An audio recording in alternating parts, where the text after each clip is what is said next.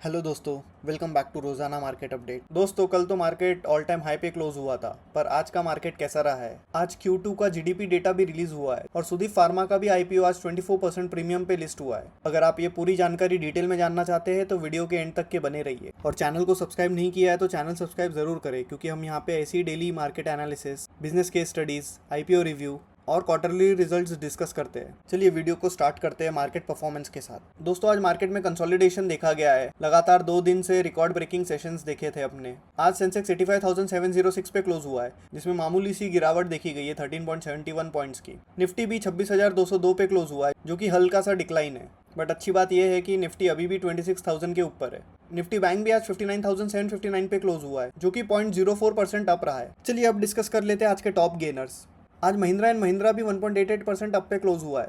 Auto sector में अच्छी strength देखी गई है आज। पोस्ट फेस्टिवल सीजन 2 व्हीलर और 3 व्हीलर की डिमांड भी बढ़ती जा रही है। वॉल्यूम भी डिसेंट रहे आज। अदानी इंटरप्राइज और अदानी पोर्ट्स दोनों ही अप पे क्लोज हुए आज। शिपिंग और लॉजिस्टिक सेक्टर में अच्छा मोमेंटम देखा गया है। स्टेट बैंक ऑफ इंडिया भी आज लगभग 1% अप पे क्लोज हुआ है। रेट कट एक्सपेक्टेशन से फाइनेंशियल सेक्टर को पुश मिल रहा है। सन फार्मा भी आज लगभग 1% अप रहा है। चलिए आज के टॉप लूजर्स डिस्कस कर लेते हैं। आज श्रीराम फाइनेंस सबसे बड़ा लूजर रहा है, जो कि 2% डाउन पे क्लोज हुआ है। एनबीएफसी सेक्टर में आज प्रॉफिट बुकिंग देखी गई है। पोर्टफोलियो रीबैलेंसिंग भी चल रही है अभी।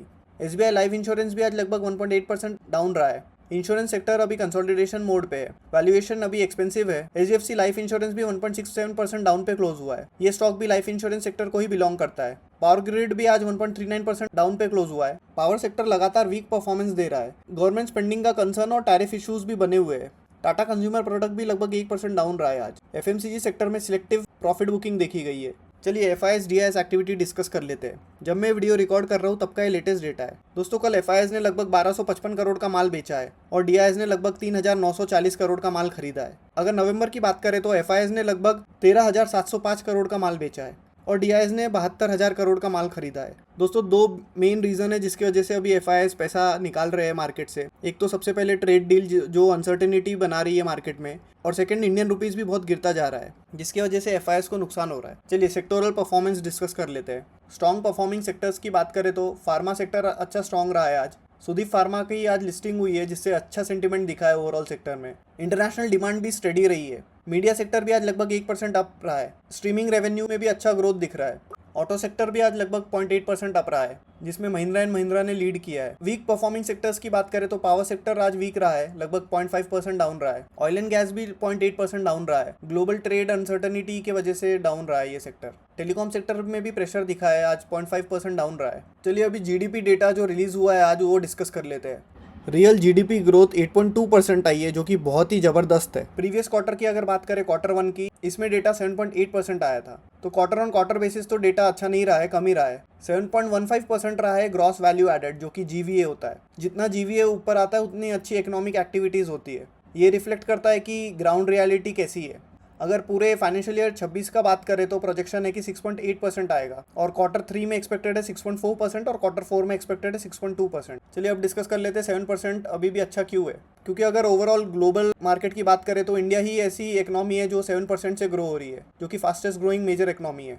यूएस की ग्रोथ 2.8% है, यूरोप की 1% और जापान तो अभी स्टैग्नेंट ग्रोथ पे है। इंडिया का डोमेस्टिक डिमांड बहुत ही स्ट्रांग है, क्योंकि अपने पास कंजम्पशन, सिर्फ फ्लोज और गवर्नमेंट स्पेंडिंग बहुत है। ग्लोबल अनसर्टेनिटी कितनी चल रही है, उसके बाद भी इंडिया ने अच्छा परफॉर्म किया है। आरबीआई गवर्नर ने पहले ही बोला है कि दिसंबर में एक्सपेक्टेड है रेट कट होने का। मार्केट अज्यूम करके चल रहा है कि 25 बेसिस पॉइंट का रेट कट हो सकता है। चलिए आईपीओ न्यूज़ के बारे में डिस्कस कर लेते हैं। दोस्तों, आज सुदीप फार्मा का आईपीओ लिस्ट हुआ है, जो कि बहुत ही हिस्टोरिक रहा है। ये आईपीओ 24% पे लिस्ट हुआ है, तो अच्छा लिस्टिंग गेन दिखा है आज, और लिस्टिंग के बाद 8% अप पे क्लोज हुआ है। चलिए कमोडिटी के बारे में डिस्कस कर लेते हैं। दोस्तों, गोल्ड का रेट 24 कैरेट अभी 1,28,460 रुपये पर 10 ग्राम चल रहा है। ब्रेंट क्रूड की बात करें तो 62 पर बैरल चल रहा है। बिटकॉइन अभी स्ट्रॉन्ग रेजिलियंस दिखा रहा है। यूएसडी आईएनआर की बात करें तो इंडियन रुपीस अभी भी प्रेशर में है, 89.43 पर यूएसडी चल रहा है। चलिए ग्लोबल न्यूज़ कवर कर लेते हैं। दोस्तों, कल यूएस का मार्केट बंद था क्योंकि थैंक्स गिविंग की छुट्टी थी यूएस में। सेंट्रल बैंक की तरफ से फेड रेट कट एक्सपेक्टेड है दिसंबर में, देखते हैं रेट कट होता है या नहीं होता है। और इंडिया का भी रेट कट पेंडिंग है। मोस्टली इंडिया में तो रेट कट होने ही वाला है as per RBI governor, but देखना पड़ेगा एक्चुअल में क्या आता है डेटा। और रशिया और यूक्रेन के पीस टॉक्स चल रहे हैं, दोनों ही कंट्री के बीच में अभी कुछ कंक्लूजन हो सकता है। अभी ओपेक की भी मीटिंग है, इसका इम्पैक्ट ऑयल पे हो सकता है। तो ये सब चीज़ों पे हमें नज़र बनाए रखना पड़ेगा। तो दोस्तों, ये रहा आज का मार्केट ओवरव्यू। जहाँ पे हमने डिस्कस किया कि market all time high touch करने के बाद अभी कंसोलिडेशन मोड पे रहा है आज। अगर आपको वीडियो अच्छा लगा है तो लाइक ज़रूर करें, अपने फ्रेंड्स के साथ शेयर ज़रूर करना, और चैनल को सब्सक्राइब नहीं किया है तो चैनल सब्सक्राइब ज़रूर करें।